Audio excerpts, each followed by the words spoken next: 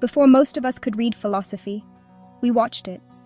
A young lion loses his father, believes it's his fault, runs away from everything he was meant to become, and then spends years avoiding the one thing that could actually heal him, going home. The Lion King is not just a children's film about animals.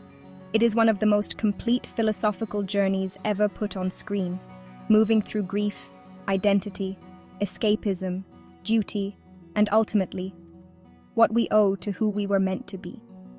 And it taught all of this to children who had no idea they were absorbing Stoicism, existentialism, and memento mori along with the songs. This is where curiosity meets truth. After Simba flees the Pride Lands, he meets Timon and Pumbaa, and they teach him a phrase that became one of the most famous philosophical statements in cinema. Hakuna Matata, no worries. This is essentially a lesson in Stoicism. Epictetus put it like this: "We are not disturbed by events, but by our opinions about events." This is genuinely profound. The Stoics, Marcus Aurelius, Epictetus, Seneca, built an entire philosophy around exactly this idea. You cannot control what happens to you. You can only control your relationship to it. Simba's father dies. That is beyond his control.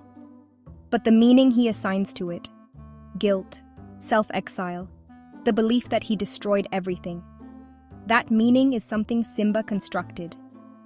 Timon and Pumbaa offer him a genuinely stoic insight, and then they translate that insight into simply enjoying themselves and eating an enormous amount of food. That is hedonism. The response to life is to maximize pleasure. Nothing matters, so let's just have a good time. They got the diagnosis right, and the prescription completely wrong. But here's where it gets truly interesting.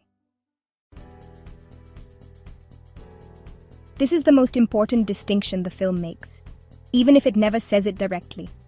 Stoicism is not the absence of feeling. It is not avoiding responsibility. It is not pretending the world doesn't require anything of you. We should not be troubled by outside events, but that doesn't mean we should give up on grappling with life. Simba doesn't become stoic when he adopts Hakuna Matata.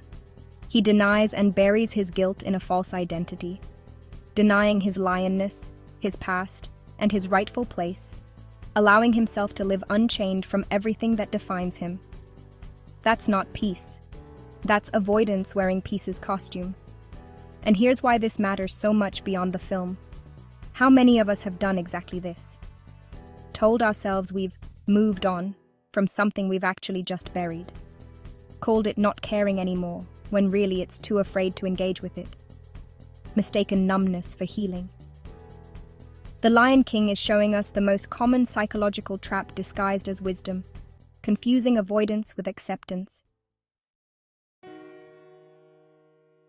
The turning point comes when Simba sees his father's reflection in the stars.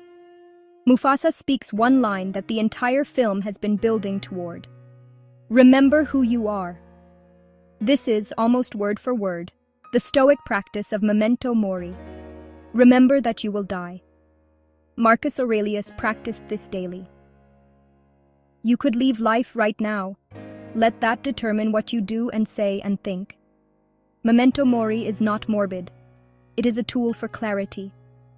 When you remember that your time is finite, that you, like Mufasa, will eventually become a memory in someone's sky. The question changes from, how do I avoid discomfort, to, what is actually worth doing with the time I have? Marcus Aurelius wrote, "The things you think about determine the quality of your mind." Simba spent years thinking about his guilt. The moment he sees his father's face, he starts thinking about his purpose instead. That single shift is the entire philosophical turn of the film. If this is already shifting something, you know what to do. Subscribe button is right there. The film opens and closes with the same image, a circle. The Stoic worldview understands the human species as a strictly social animal whose ultimate virtue is to direct its reason toward the betterment of society. In a world that is whole, every part must fulfill a role and carry out a function. That is the virtuous path. This is the circle of life, not just a song, but a complete philosophical worldview. You are not separate from the world you were born into. You have a role, not because someone forces it on you, but because being part of something larger than your individual comfort is what gives a life weight. Marcus Aurelius begs us to always remember what the nature of the whole is. Simba's return to Pride Rock isn't about reclaiming power. It's about recognizing that his individual peace was never the point. The Pride Lands needed him, not his comfort, not his Hakuna Matata. Him, fulfilling the role that was always his to fulfill. This connects directly to Fight Club from last week. The narrator searched for identity in possessions and rebellion. Simba finds his identity in something far older, duty to something beyond himself. The Lion King endures across generations not because of the songs, though they help, not because of the animation, though it remains extraordinary, but because it smuggled genuine philosophical wisdom into a story children could absorb before they had the vocabulary to call it Stoicism, existentialism, or memento mori. It taught an entire generation that running from grief isn't the same as healing from it. That peace built on avoidance is not peace at all. That remembering who you are often means remembering what you owe to your past, your purpose, and the people who are waiting for you to come home.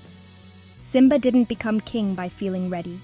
He became king by walking toward Pride Rock without certainty, carrying his grief instead of burying it, and choosing duty over comfort. That is Kierkegaard's leap. That is Marcus Aurelius's clarity. That is the entire series we've built together, arriving at its final answer. Here's your question for the comments. What is something you've been avoiding by telling yourself you've moved on, when really you've just buried it? Drop your answer below. Naming it is the first step toward Pride Rock.